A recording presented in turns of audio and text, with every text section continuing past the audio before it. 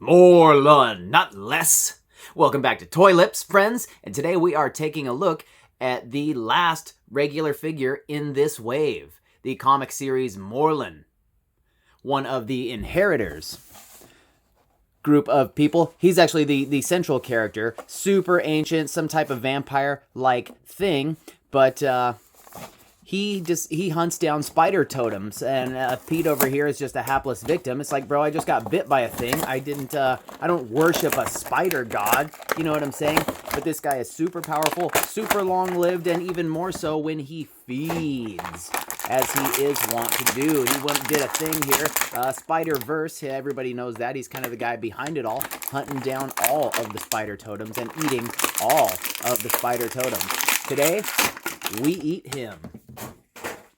And here we have the long-lived Lothario ready to suck some. Design-wise, it's another friggin' suit body, but he's got these special overlays a la like the Hellfire Club figures. Think of him as like, he's like fancy Morbius. Look, he's even got the crap on the hands. These little sicky dots are actually like sculpted into there. So that's pretty cool, right? But it's like, don't we already have some kind of hand-feeding vampire guy in Spider-Man continuity?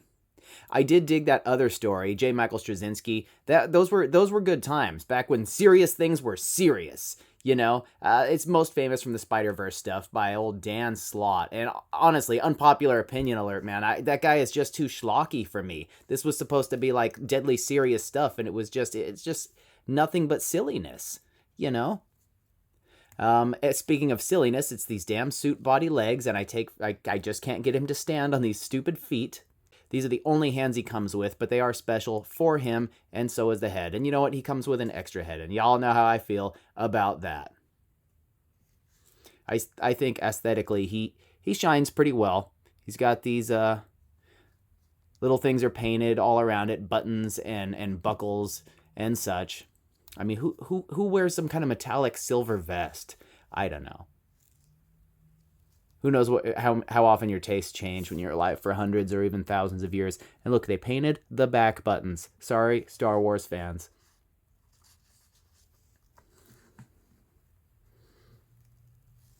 Ooh.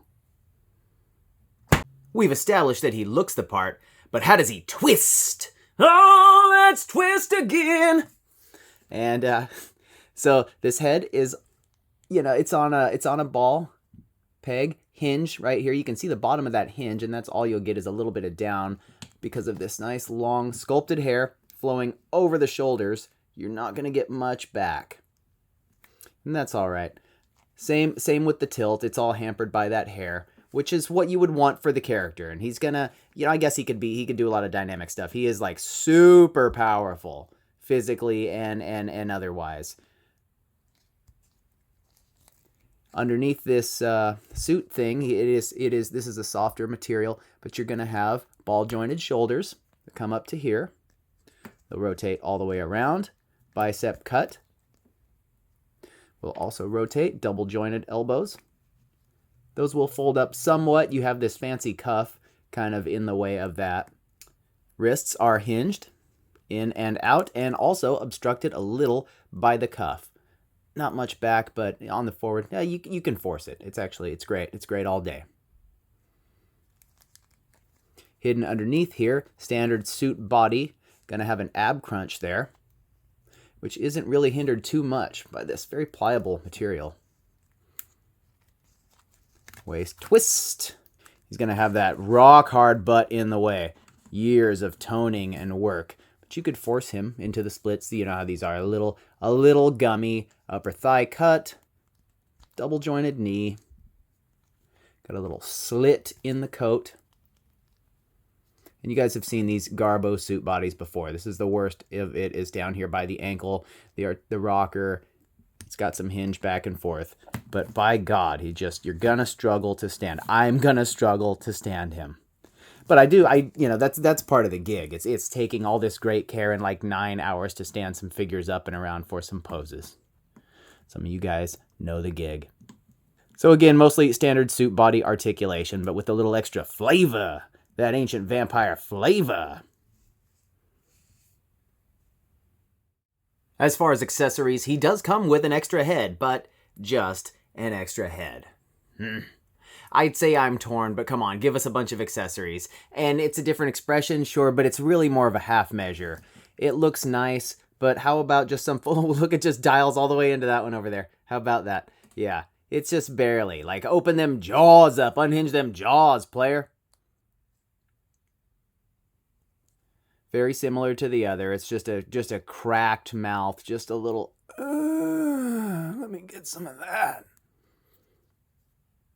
What else should he have? Like 2 pieces of bread to like make some ridiculous sandwich out of some spider person?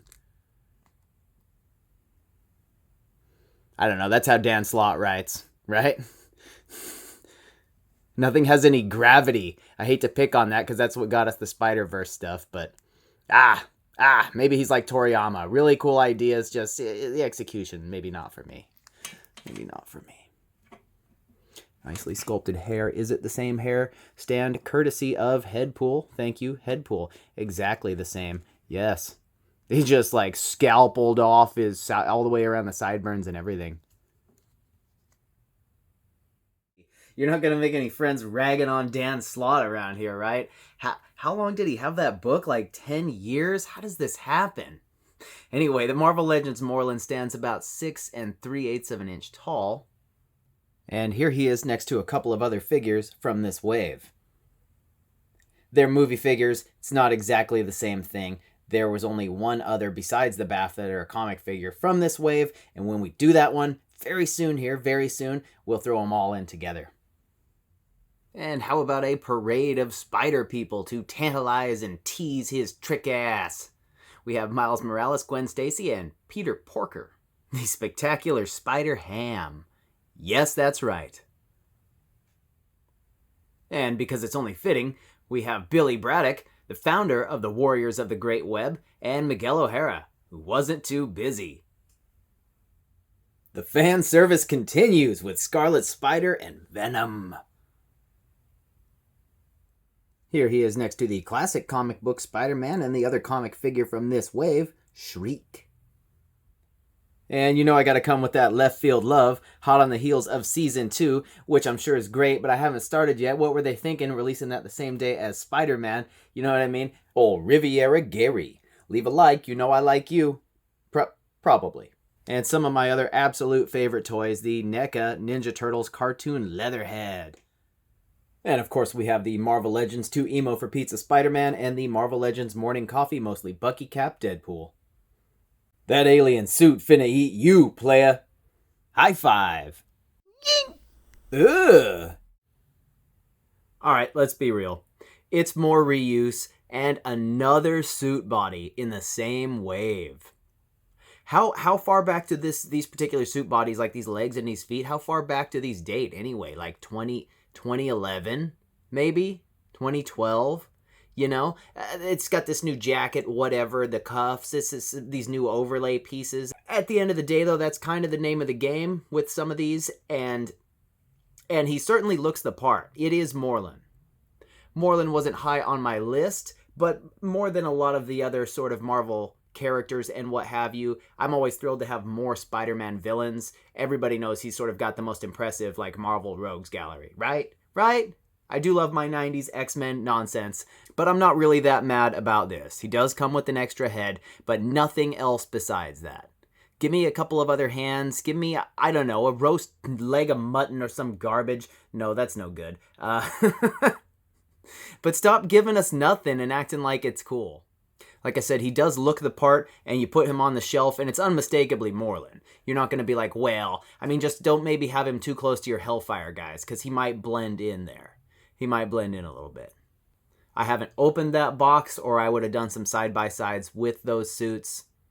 Maybe when I get into that Wolverine pack, man. That's high on my list. I really want that Cyber, that Omega Red. Wolverine is my jam. And I love X-Men, love the Morlocks, Jason Wingard. I'm not mad about that pack at all. That's a whole different subject. There was just a truck outside, too. Look, I was watching Robo's live earlier, him and Veebs, and they were both universally agreeing that there have been like more figure releases and more pre-orders and more stuff this year than any other year. Even even with COVID and everything else. It's like maybe the shipping is all screwy, but they certainly haven't stopped hammering us with toys. We're right in the midst of like the 30-year culture cycle swing for a lot of these big properties too. Even though stuff like the Marvel Comics characters and whatever have been around for, say, 80 years. I mean, it's like prime my era, the guys in their 30s and around that age, you know, for the 90s cartoons and just that era of the characters. Hell, Alf, 35th anniversary of Alf is like next year, right? Yeah, it's all a lot of insanity and sickness and reuse of gross old suit bodies. Goddamn. So yeah, like a 3.5. I don't really care about Morlun, but the figure certainly isn't bad. It's almost all reuse and there's no accessories. But if you want to hear me piss and moan about toys, subscribe to the channel, leave a like. Thank you guys for being here. It really means a lot. I hope you're all having a happy holiday.